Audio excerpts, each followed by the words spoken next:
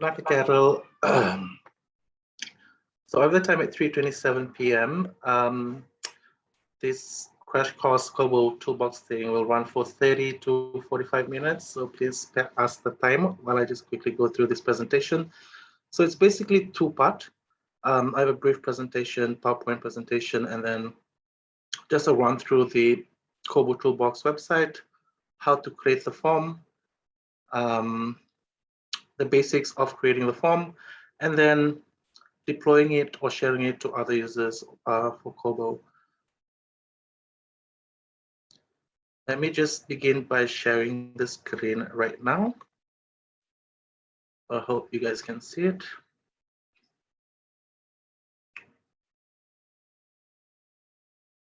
Yeah, you can see it. Okay.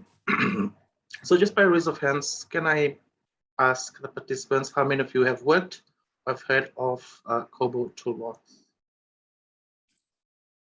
Just raise your hand. Okay, Katerina has raised her hand. And I know Andre has also worked with it. Okay, so quite a few. Okay, so KoBo ToolBox is basically an open source platform, meaning you have contributors from all over the world that can contribute to how this tool is developed worldwide. So it was developed by UN OCHA, the humanitarian arm of the UN organization, to help humanitarian agencies to collect information during times of disasters. That's basically what I just said. So what it basically is it's an online tool where you can create forms or questionnaires, and then you can use your mobile devices to go into the field and capture them. The only plus thing about this is it's free and it's open to everyone. Like I said, this was primarily developed by the Harvard Humanitarian Initiative for Humanitarian Response. It's called KoBo ToolBox. So while I'm on that, you can just Google at your own time, or you can multitask KoBo ToolBox, and you can create your account online on their website. It's pretty user-friendly. The interface is any other sign up, sign in page, and you can do that very easily. I mean, we've created accounts, I'm assuming. So here are some functions of advantages of the KoBo ToolBox. With the form, you can collect on the site GPS locations of where you are. You can also take multimedia, collect multimedia information like photographs, collecting voice notes while you're on the field, and so forth. You can also collect data offline. So your form, even though you're at an area where there's no internet connection, you can collect the answers for a survey form and then upload it when you are connected or online. You can just upload it into the server and then it'll be synced to your online account. Yeah, so like what I said earlier, you can use mobile devices, or you can even use your laptop. And the good thing about it, it gives you creative control in designing your own digital forms without actually using like programming or coding or anything like that. It's already inbuilt into the platform. So those are three main steps for KoBo. Like any other data collection platform, you design your forms and questionnaires, and then you can collect it on either your mobile device or print it out and then go on the ground. But that's usually the last option. And then the third one is to analyze the data that you've collected all in one place.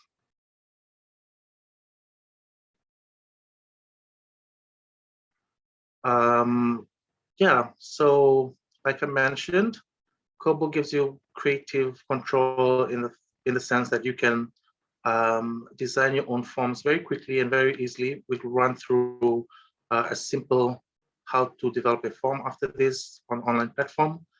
You can reuse questions from previous surveys, there's a library available online where you can save your questions. And then when you're creating another survey, you can just easily pull from the library and insert it into your new questionnaire. It also has skip logic and validation tools embedded into the questionnaire. So skip logic basically means if you have a question that does not meet a certain criteria, then you can either skip that question and it goes on to the next one. And the validation tool is the one where, for example, you give parameters to the answers that the interviewee is giving, and if it doesn't meet that criteria, then it'll tell the enumerator that the answer is invalid. For example, for validation, you can put parameters in age questions. So you set the limit from 1 to 100, and if anything below 1 or above 100, that will put the answer as an error if it doesn't fall within the parameter. What this basically does is just ensures quality control for the answers that you collect in the field. Okay, there are more than 20 different types of questions, including location, image, video, rating, matrix. We'll go into that after this. And you can share your projects or your questionnaires with other people in your organization or whoever. You can share the same survey questions, and you can work on it as a group, and you can do real-time editing on the form as well. Additionally, you can import and export XLS forms. This is a bit more work because you actually have to build the XLS forms. You have to define the parameters, the data types, and so forth of your questions, and then you upload it onto KoBo, and then it'll basically output your survey form. Like I mentioned, the data collection can be done either online or offline. It can be done from your tablets, from your own browsers, at the laptop, or a normal PC. But then you have to download the mobile app, obviously, and it's either KoBo Collect or the Android devices, or I forgot what it's called, the iOS devices. It's GIC Collect. So KoBo Collect for Android, and for iOS users, it's GIC Collect. Otherwise, you can use Koto, which is basically the platform where you can answer it using any browser. So whether you're from a laptop, you just get the link, paste it onto your browser, Chrome, Internet Explorer, whatever, and then it'll show you the form, and then you can answer your forms on there. Good thing about it is data is immediately made available when it is collected, so it's in real time. It cannot be, data security is there, third party, unless you specify which group of people, which person to share the data with. Others don't have access to it unless you specify. Okay, you can synchronize data via SSL, so it works in real time, and there's strong safeguards against data loss, etc., etc. A good thing about KoBo ToolBox 2 is it has inbuilt analytic capabilities as well. There are some functions that's already inbuilt, where it can summarize reports, create maps, heat maps even of any disaggregated data of the thing that you're collecting, and it can map it out for you as well. You can export it in Excel or PDF, and you can manipulate it in other platforms as well. So example, if you're collecting data from this platform and you want to use it in just your basic Excel analysis, you can do that. Or if you have SPSS, Tableau, whichever statistical analysis software you want to use, you can use that as well, using the data that you've collected from KoBo ToolBox. But the good a feature that is often very useful is the inbuilt analytical analytical tool that's already inbuilt onto the online platform as well. That's just a basic comparative analysis between two survey softwares. 3 functions of the data analyzer on the KoBo ToolBox. Since this is a beginning intro I meant this for like novice users. So like first-time users for KoBo, I'll skip this part. But yeah, if you want, you can create your own KoBo ToolBox form, your own account, and then we will go from there. So Conway is asking, where does data get sorted? I don't get the question, Conway. What do you mean, where does the data? Yeah, okay. Sorry, that's me. I can't spell. Where does the data get stored? Okay. Yeah, it's stored on the server, your Notcha server, or the KoBo one, online, or somewhere in Europe. Does it have a? Is there a server equivalent where you can install the server side locally? Yeah, I guess I think you can. There's an option to either save it, to link it to your Google Drive platform. No, sorry, I don't mean the. To extract your survey data. I mean to actually install a KoBo server. Yeah. Locally, and then run your survey against your local KoBo server rather than against the the common one. Yeah, I'm not sure about that. It's a good question. I think you can. Yeah, actually, yeah, you can. You can set up a server locally on your computer, or you can install on your own server. Basically, the whole system. Yeah. So there's like that option. Okay, and maybe I missed it on the sign-in page, but does it have integrated authentication? Like, can you use a Google account or Microsoft account for sign-in rather than create a new account? No, I don't think there's integrated sign-in option available for KoBo. At least I haven't seen it when I signed in. Thank you.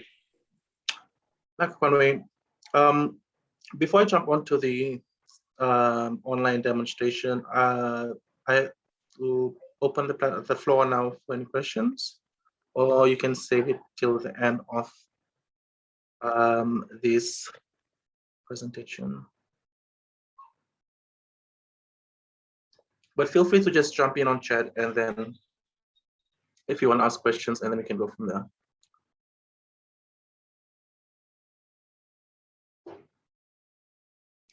Let me see. Okay, so you can see this now. Let me just log back out.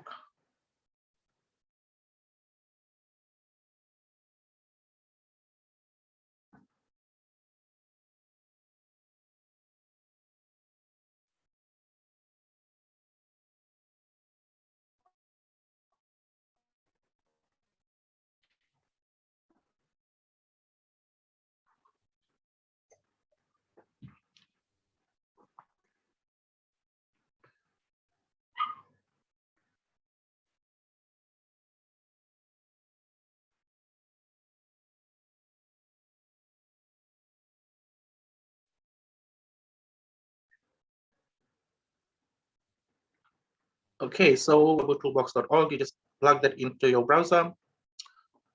And then if you scroll right down, there is the option of creating your own account, or if you already have an existing account, you can just log in. I'm not sure which one is this one. Provided by KoBo ToolBox, 10,000 submissions per month, 5 GB data storage per month, unlimited projects. But I have mine under the unlimited use for humanitarian organization option.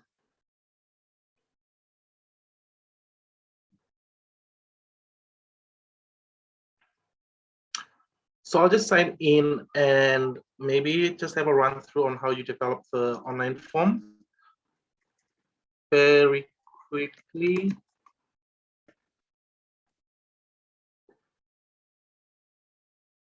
So once you create an account and then you sign in, this is the homepage that you that you will see. So currently, those are the forms that I have currently active or deployed. That's been published online, and they'll be accessible to the people that I've shared it with. So I have 8 deployed forms, 2 that are in draft, and then you can also archive your forms that your survey forms, the one that you haven't or closed off. So I guess we'll go right through to how you create a form. It's pretty simple. The user interface is, I think, one of the best. That's why I like using KoBo. But then, so let's just create a kind of like a new form. All you have to do is create new, build from scratch. Then you enter your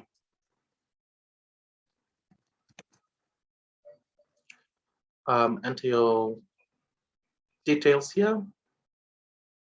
Test survey form. Just keep it simple. I'll just put it under information and media. And then it'll ask you for your country. Why it does this is, I think, it's just so that KoBo ToolBox has the option of extracting survey forms that they can use themselves in terms of the questions, rather not the specific data that you collect, but the format of the answers that you have inputted for your own form. So once you have that filled in, you just create project, and then it should take you to this blank form where you can start building your questions.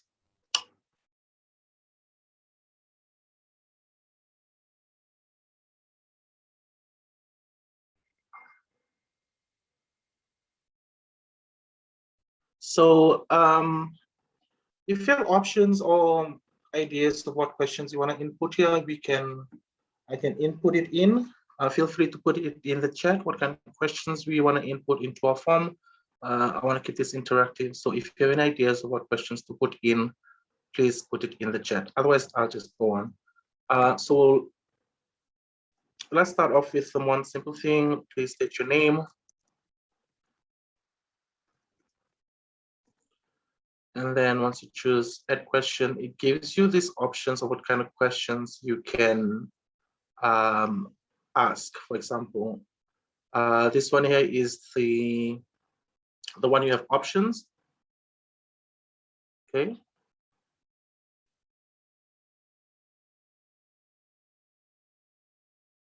Let me just delete that, since this is a text question. So obviously I just want a text response, which is this option here.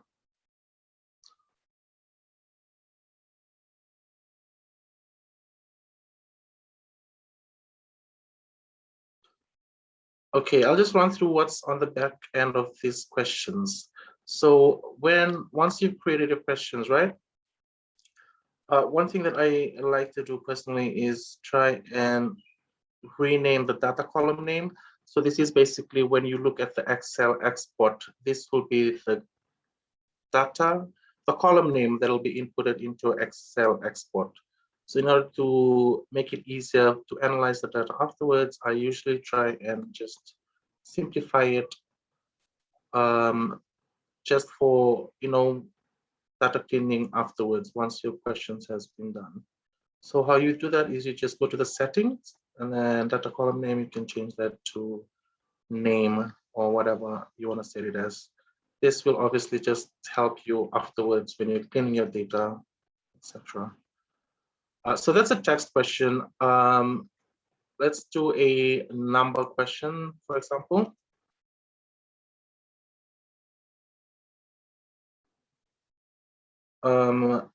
Guys, feel free to put in question ideas. I'm running blank here, so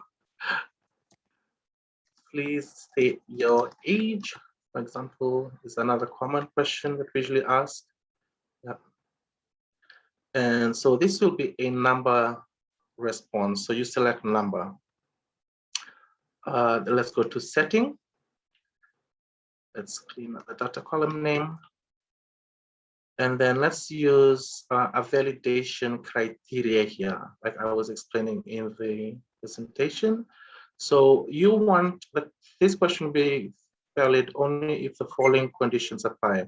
This question's response has to be more than one. So the person you're interviewing has to be more than 1 or 18, a legal age that you can be questioning, for example, legal adult age, and should be less than, say, 100. Questions should match all these criteria in order for it to be a valid response. You can also put an error message there, it's like, please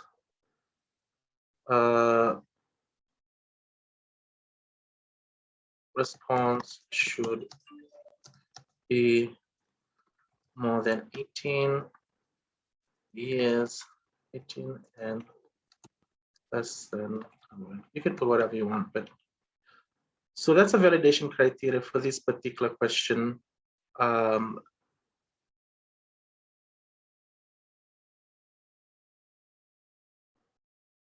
What's the other one that we can use? Maybe we can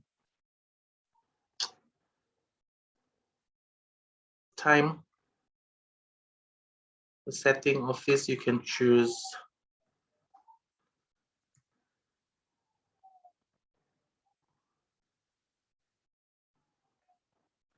as well. Sometimes it's automatically captured as a metadata. Okay, so we have questions on the chat. Can we use this as a Google Forms alternative? Definitely. This is similar to Google Form. Google Form is also another open platform that you can use. But the good thing about this one is the GS aspect of collecting information here, where it gets mapped if you want it to be mapped on a map. Internet connection rating poor, good, excellent. Okay, Silo, I'll add that question. Okay, so internet connection. So this would be I guess a select one. For the XML value too, I also like to always include what I put in the text, this PTI, just so that they are consistent.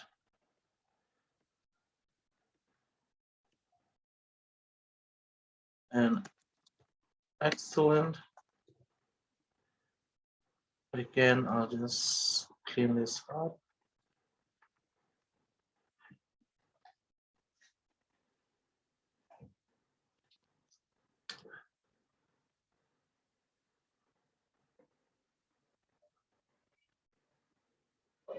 Okay, let's do a skip logic question here, for example. So,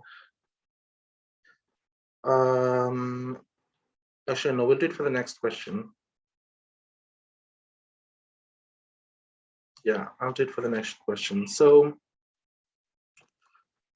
please state your discipline,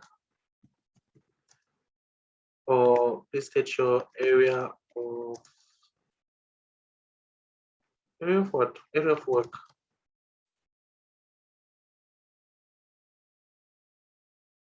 And then this can be I guess, select many.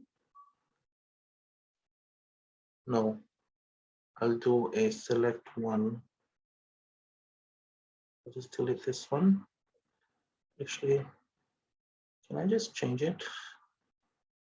No, I'll delete it into another one.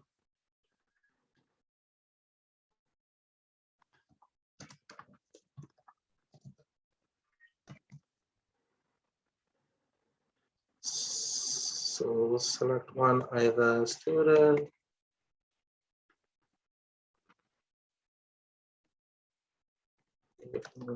professional,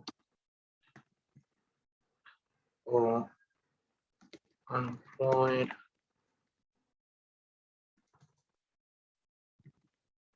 Sorry, I'll just increase the screen.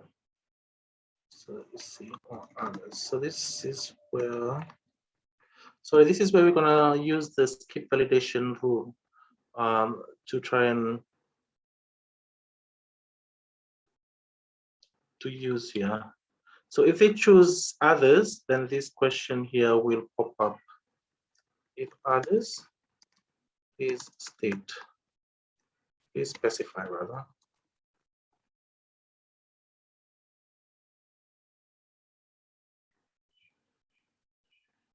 And then setting, skip logic, and then we'll tell KoBo to say, for this question here, if they choose others as an option, then this question will appear. Let's go to please state your area of work. And if the answer is others, this question will appear.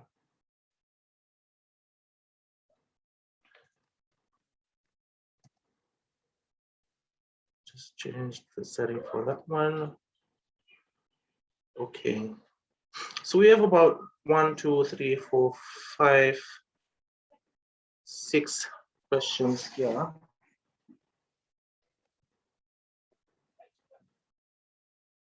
The good thing about, so if you go up to the left-hand column or left-hand side of the screen, there's a view preview form option.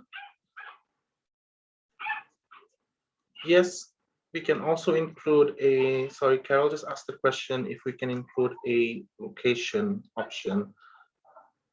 So if you choose point, this will automatically capture the GPS location of your current location. So it'll capture where you are, the GPS coordinates. Alternatively, if you're working offline, it gives you the option of placing a pin on where you are, and then it will record the GPS for that area. If you're working offline in an area there's no internet. So like I was saying, on the top left, there's a preview form option. So whenever you're developing a form, you can always go here to see how your form looks like and how it is behaving, or how it is functioning, if it's functioning the way you want it. You can even put in so that you can know if it's capturing what it needs to be captured, right? So like for this one here, we put the validation that it should be above 18 and below 100. So if I put 15, it tells me that it's wrong and it should be within those two parameters. So I'll just put 18 at the minimum. Oh, it should be more than 18, so 19.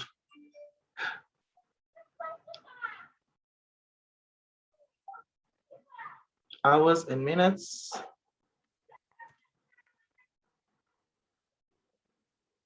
Choose one of the internet options, student or others. Once you choose others, then it will ask you to specify. So this was the skip logic question that we created. So if I chose others, then this option will show up. Otherwise, it'll just capture it as it is. So this one is what I was saying. If I chose detect current location, it will capture my current location and spit out the long let information for where I currently am. Or you have the option of just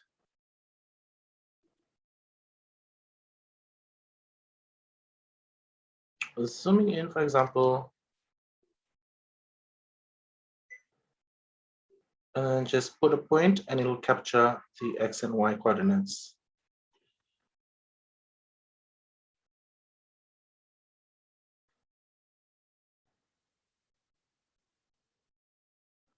So that's basically how you always want to cross-check whenever you're developing a form, whether it is working the way you want it to work. Additionally, like I was saying, you can add your questions into the library, or you can add questions from your library. So I have some pre-saved library questions already on there. You can just click and then it'll add it on here. Otherwise, you can add questions to your library, and it will state that you have already added into the library. So that's basically just to help with any other future forms that you plan on creating, etc., etc. There's a cascading option that's a bit too advanced because you have to create it on Excel and then input it here. It basically just makes your survey form development a bit easier.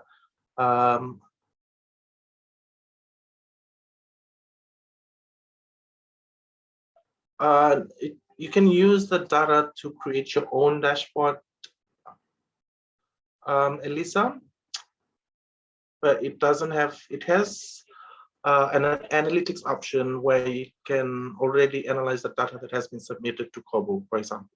Okay, so what I'll do is this. Once we've created this form, I will post the link so that you can answer the questions, and then we can look at the analytics side of the platform. Okay. So let's say we finish this form. This is the final form, and you want to publish it and save it. Once you've created the form and you think it's all good to go, you obviously just save it. What's this layout settings? Let's see. Okay, so this is the metadata I was talking about.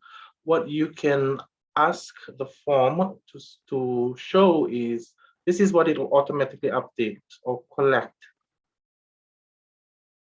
You collect the date if you want it, the start and end time, or the username of the person. So when you log in, obviously it'll capture your username.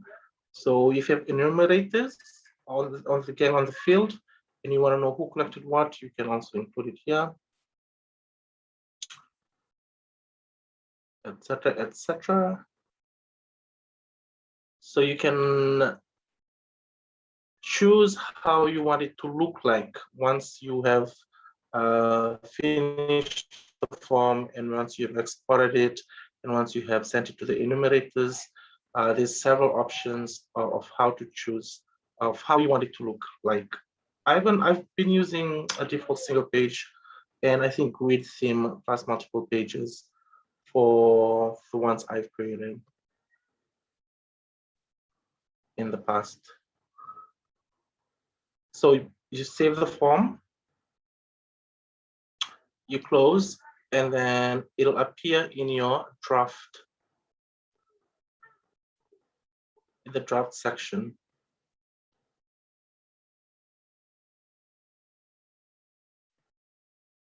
So this was the form that we just created. Obviously, there's no submissions, so it won't show you anything. Now, it won't be accessible to anyone outside unless you deploy the form, okay? So unless and until you deploy the survey form, it won't be able to, people won't access, answer, or whatever with the form. So what I'll do is I'll just deploy the form and I'll share the link to you guys. So once it's deployed, see how it has been shifted up to the deployed option. This one here. So you can have, you can still edit it. It's highly unadvisable that you edit once you've been published. Otherwise, unless it's really necessary, it's better that you finalize the form in its final form, then you deploy and you send it out to your enumerators, etc., etc.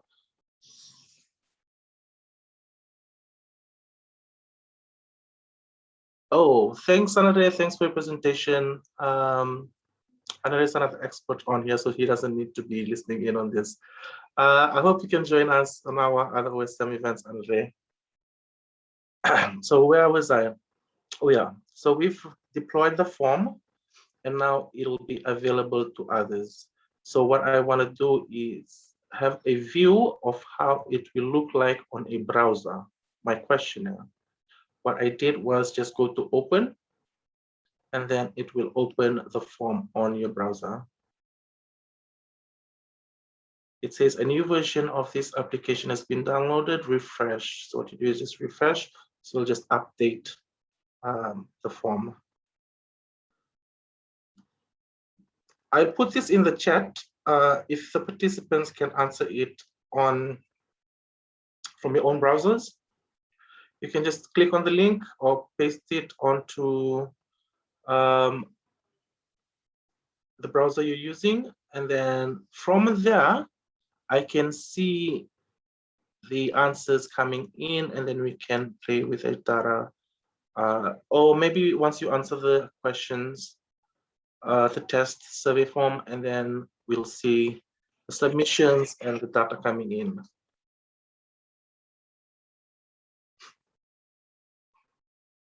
So I've put the link on the chat function. If you can just quickly answer these questions, and then we will move on for those that are still on here.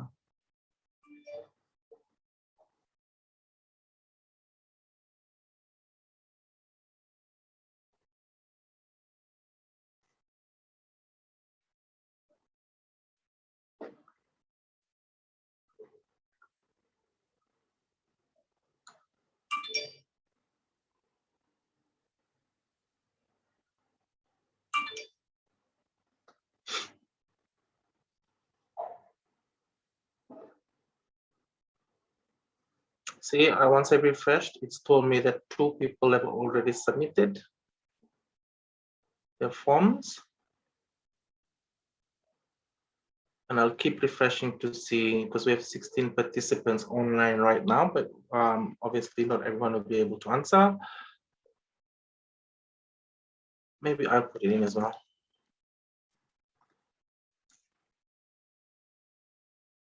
$33.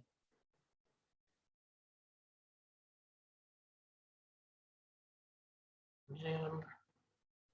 Others, definition. And then I move it to town.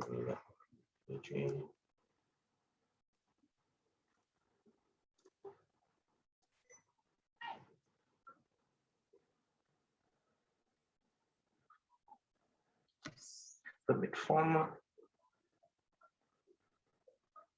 Okay.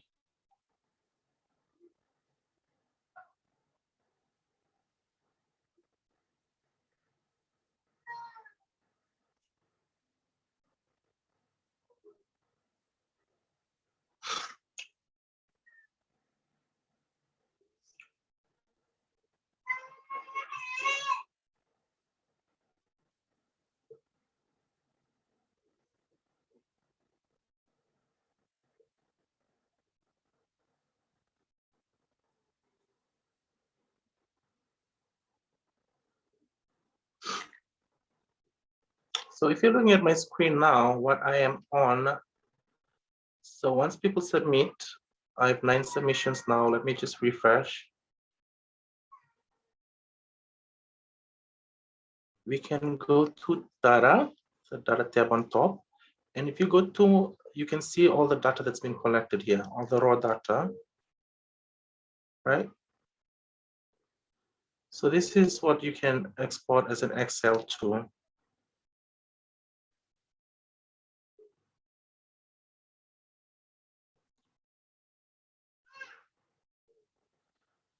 So the functions here, you can play around and have a look at your own time. So basically, under data tab, you can have view all the data that has been collected so far.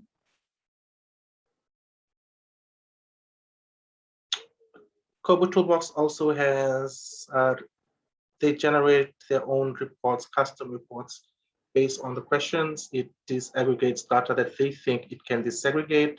It plots graphs of the data that it needs to be plotted. So it does its own reports as well.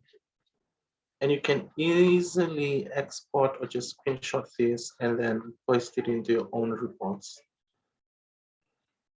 Additionally, you can create your own report by setting the variables that you want to be shown in the reports.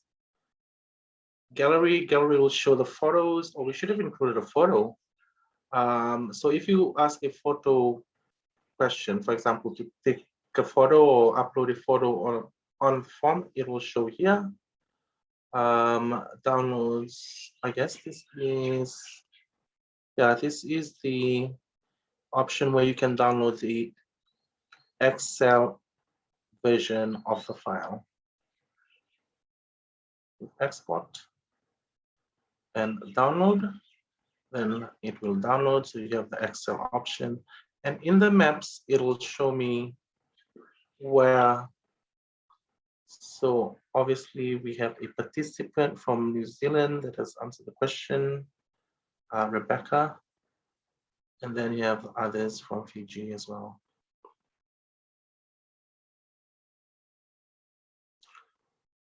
So as individual points, you can even toggle the base map as well.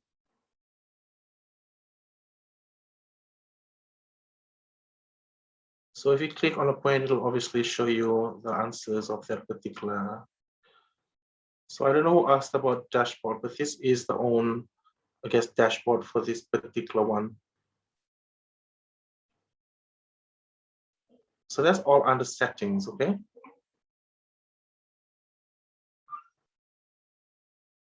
So that's all under data, the table where you can view the raw data, where you can export the set up reports online. You can download the XLS form, or even where you can view on the map where your responses have been coming from.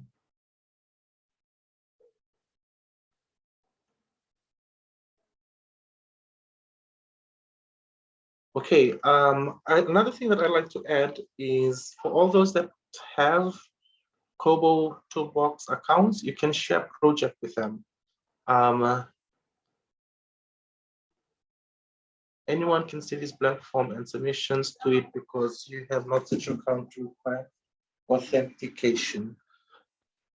Yeah, that's okay. This is just a test form. So for example, I think Anare should show up here.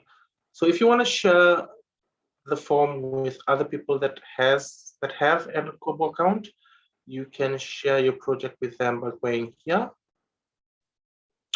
Share project. You just enter in their username, and then it will show in the deployed. Once you share it with them, they'll have access to the form basically. So you can work on it together. You can, yeah, basically work on it together. If you want a more crowd, how do you say it? The crowdsource option? We have a lot of people working on a particular project. Okay, so once it is deployed, you can access it from your own mobile devices. How do you do that? Okay, we still have nine submissions. I have put a video record of on a resources folder.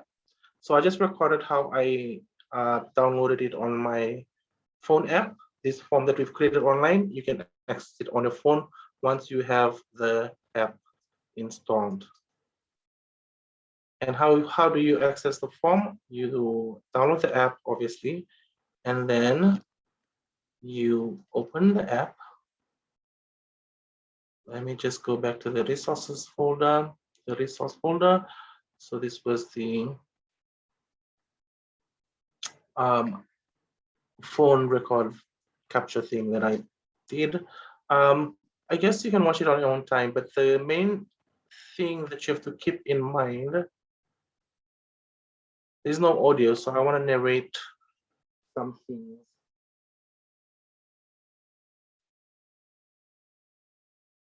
Okay, it's not playing, obviously, because it's an MP4 and I'm showing it on the cloud.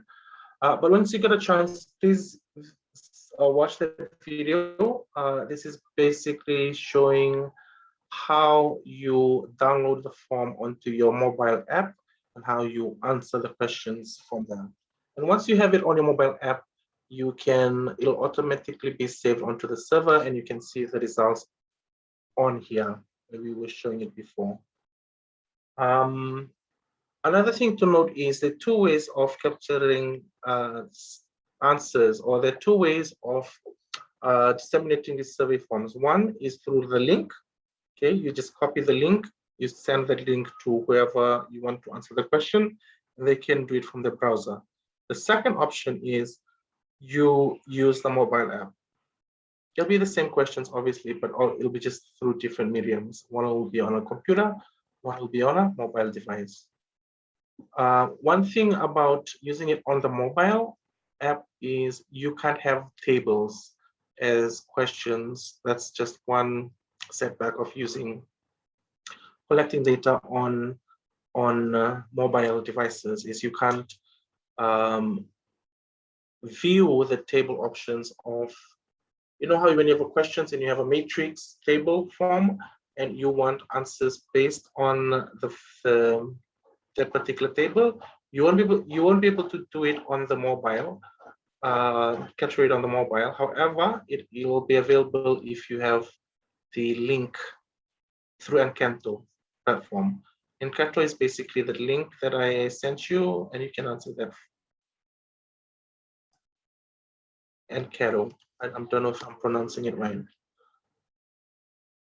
Yeah, Encanto Express for KoBo ToolBox. So this is Encanto platform. You can view the table matrix questions on Encanto, but you can't view it on mobile devices. I don't know why it can't, but you can't do that for these two mediums.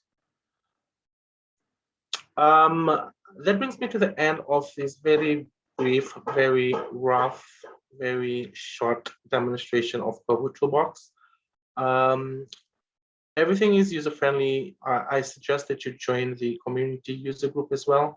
That way you can pose questions to the worldwide organization, to other users, international users, and they can help you with particular problems that you might have when you develop your form. I've done that in the past, and they're very responsive.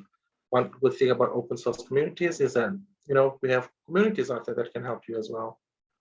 That brings me to the end of my talk, presentation, whatever you want to call it.